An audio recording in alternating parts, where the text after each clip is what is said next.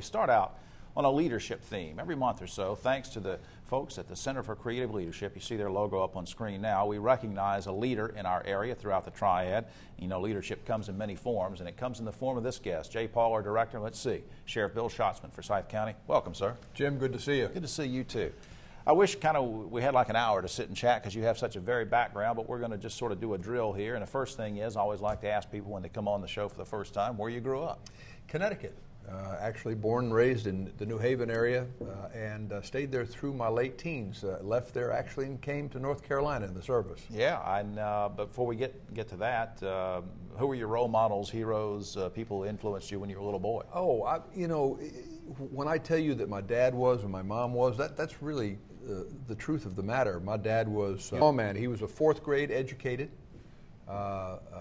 Connecticut State Police officer and 42-year public servant. Went from 30-plus years in the Connecticut State Police through the rank of major on to Governor Abraham Ribicoff and Governor Dempsey. Remember that? In the old, what we talked about back then is the civil defense and bomb shelters in the basement in the 50s and 60s. Conrad radio alerts. Exactly. So he was in government for over 40 years. So you sort of you came by this lawman thing genetically, didn't you?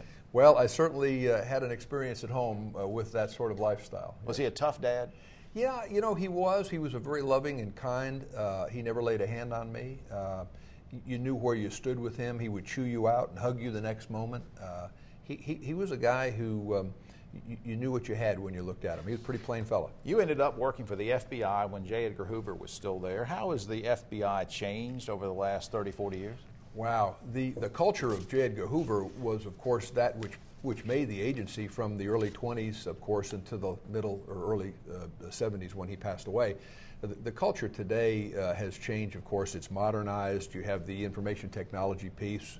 You have, oh gosh, I think it's some 15,000 agents now, just 3,000 agents when I went to work there in 1970. Right. So, but generally speaking, they hire well-trained, well-educated, dedicated, passionate, committed individuals who do a good job for You the came country. out of the FBI, went into, started your own private security business, I believe, and then ran for sheriff. Why did you run for sheriff?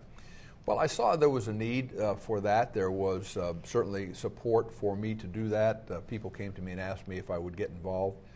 And I have a belief and had comported myself that public service was a good thing. It was an experience I had in the family.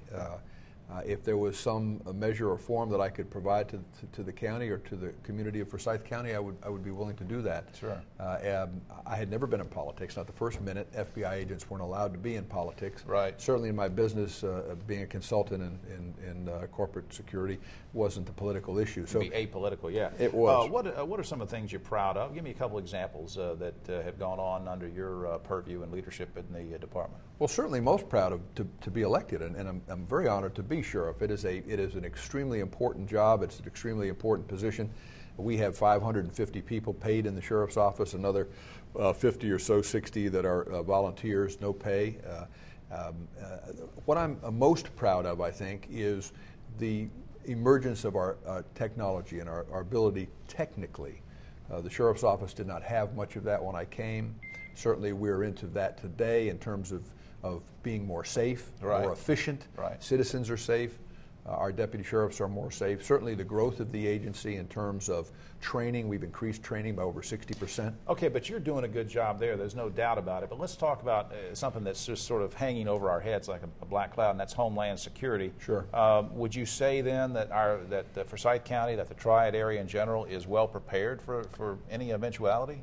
Oh, I think it is. I think it is. We partner with all of our brother and sister agencies, county agencies that are in the Triad police departments. We have instituted interoperable 800 megahertz communication systems where emergency medical, fire, and law enforcement can now speak to each other.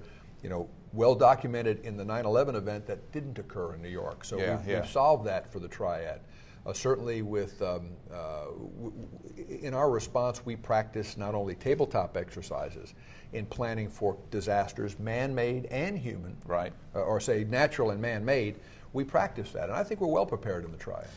Well, you give us a good feeling of security there, and I know you're doing a great job, and I hope you'll come back sometime and we can talk about other kinds of issues that are coming up, but we wanted to at least pay tribute to you for your leadership and providing a good role model for others in this area. Thanks to the Center for Creative Leadership. Will you come back sometime? I will. Thank you, sir. Thank you, Sheriff. Good to see you. All right.